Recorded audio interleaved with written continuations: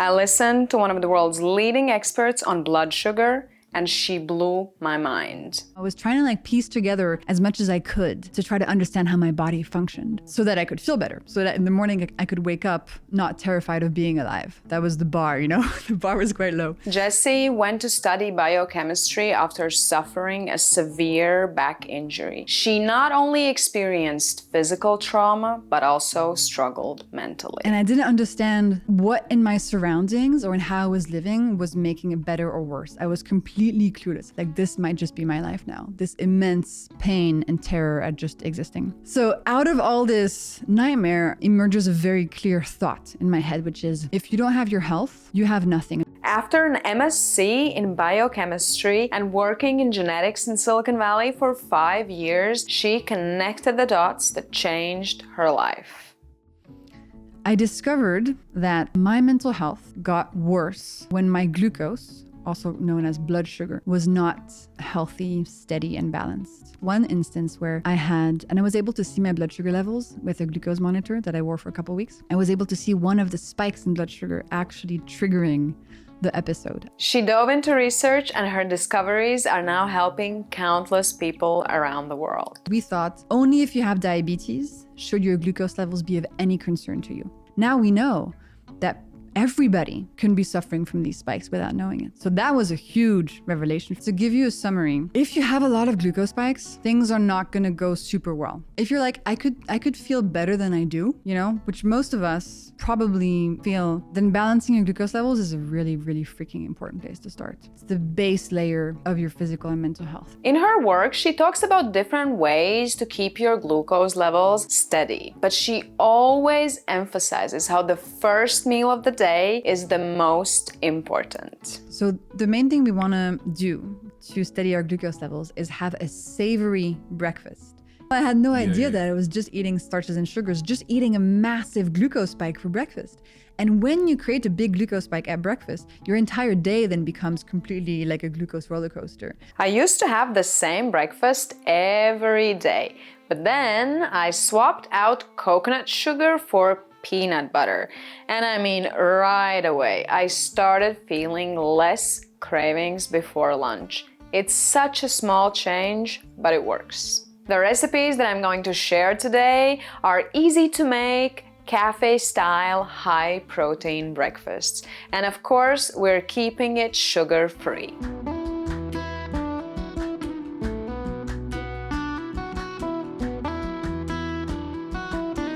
This first one is inspired by Mauritian street food, gâteaux piment, or chili cakes. Traditionally, it's served on salad or buttered baguette and often eaten for breakfast. I went to 4 stores yesterday and none of them have yellow split peas, but I really want to share this recipe with you, and I also thought you might run into the same problem, so I want to give you options.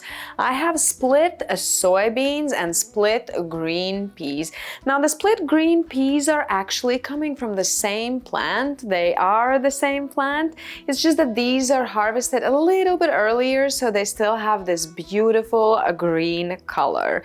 The soybeans are a great alternative for those looking to up their protein, because these have way more protein than the split peas. Now I think if you can find yellow split peas, go with those for the authentic flavor, but otherwise you have options. Today I will go with the green split peas. These split peas have been soaking overnight. I did not put them in the fridge because I wanted to speed up the softening process since it happens faster in warmer temperatures. I will now drain the water and rinse the split peas.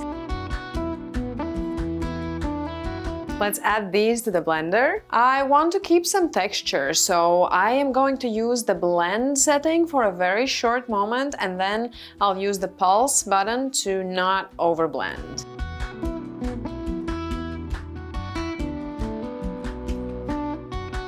This is the texture I like. There are bigger pieces here and there, but it's generally blended enough to be formed into little patties. Now let's prep all the add-ins.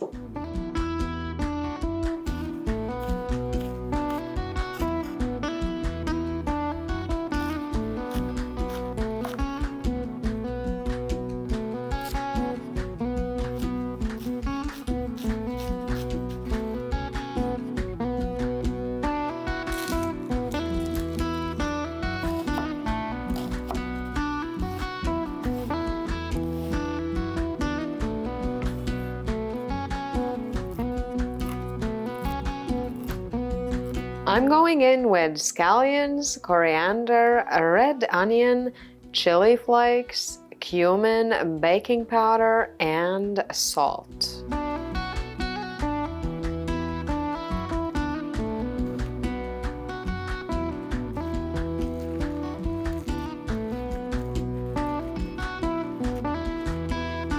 At this point, I want to split this up. I'm going to keep a part for later. Just like with falafel, you can portion it, freeze it, and use whenever you want. Like that, in the morning when you wake up, all you have to do is open your freezer and fry these. I am gently heating up the oil.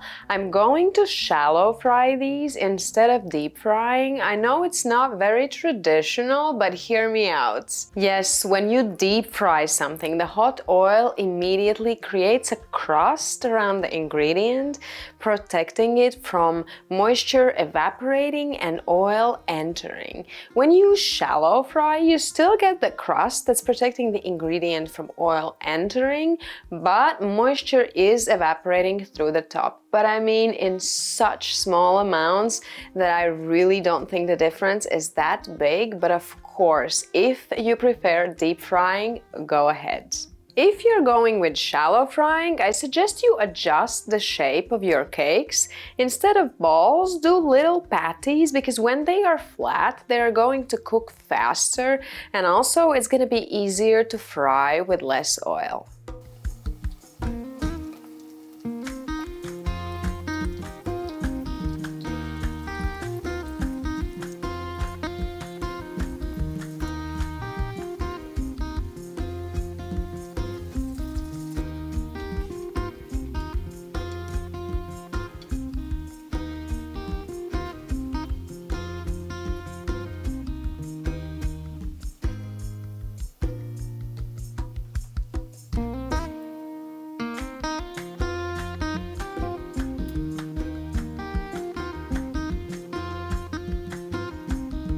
These turned out delicious. I've already tasted some. They are golden brown and crunchy on both sides, soft and pillowy in the middle. You really should try this recipe, and if you feel like it's a little too heavy for breakfast, just do it for lunch or dinner instead.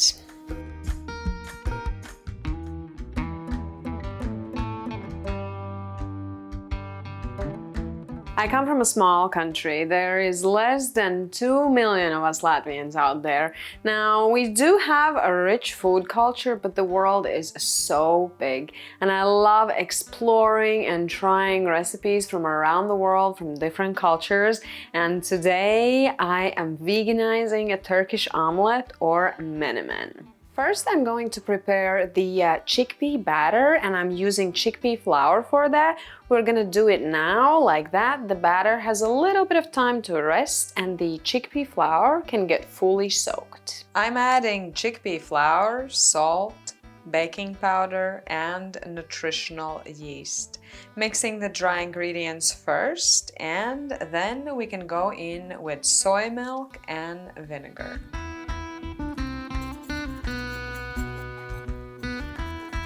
I've never tried the vegan egg substitute, just egg, but from what I've seen online, this texture seems similar to that of just egg. You want a runny batter, but you also want to still be able to see a little bit of resistance. Now for the veggies, I have a juicy tomato and 2 varieties of bell peppers. I could not find the green peppers that are traditionally used in Menemen, but I think bell pepper will do.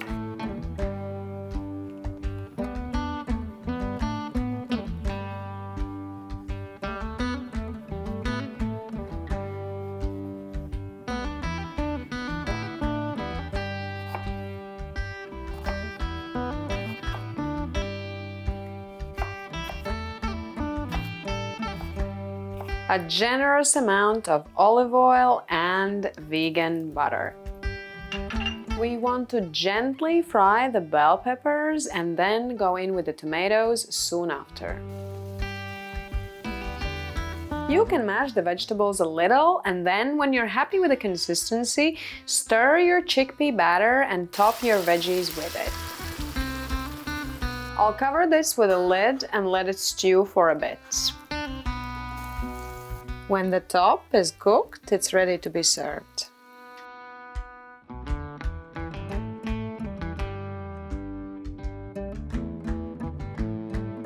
I have a slice of sourdough and some fresh vegetables on the side.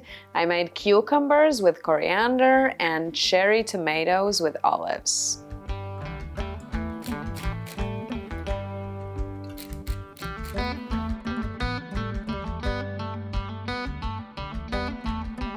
I'm really happy with how this turned out. The bottom is nice and golden. Both the vegetables and the batter cooked perfectly. Then we have a little bit of freshness, some bread. I can't wait to dig in. I feel like anything chickpea related needs fresh salad on the side because chickpeas are super savory and satiating. So when they're balanced out with fresh, crispy vegetables, it just gets that much better.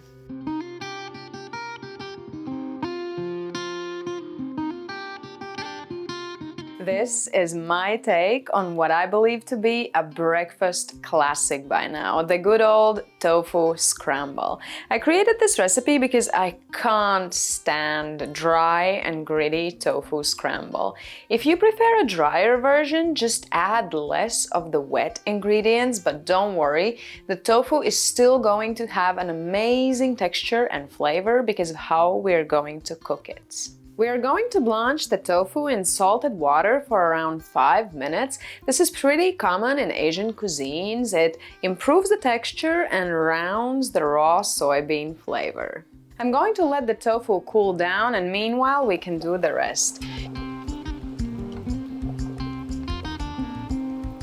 You could do this next step with a whisk, but for a more smooth and photogenic look, I'm going with a blender. To the blender, I'm adding silken tofu, soy milk, nutritional yeast, turmeric, garlic powder, and kala namak. And now let's blend until it's smooth.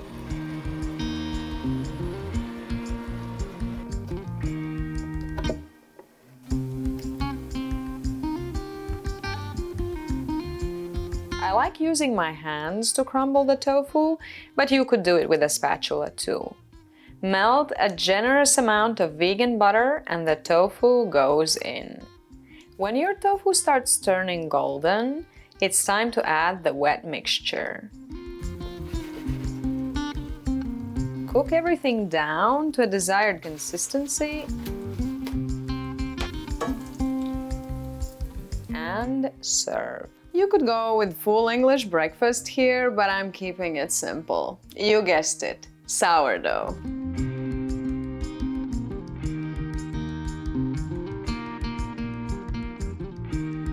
At the moment, it's sourdough everything season for me because my partner often brings home leftover bread from the restaurant, and I'm super grateful because the bakeries around here don't really do sourdough.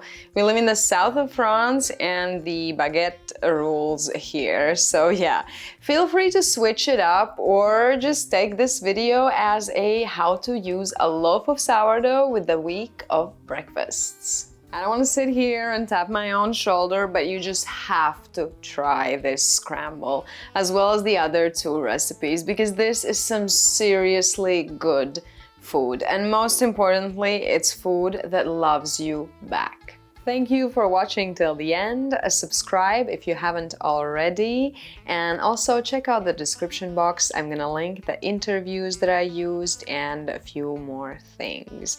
Let me know if you try any of the recipes, and I will see you in the next one. Bye!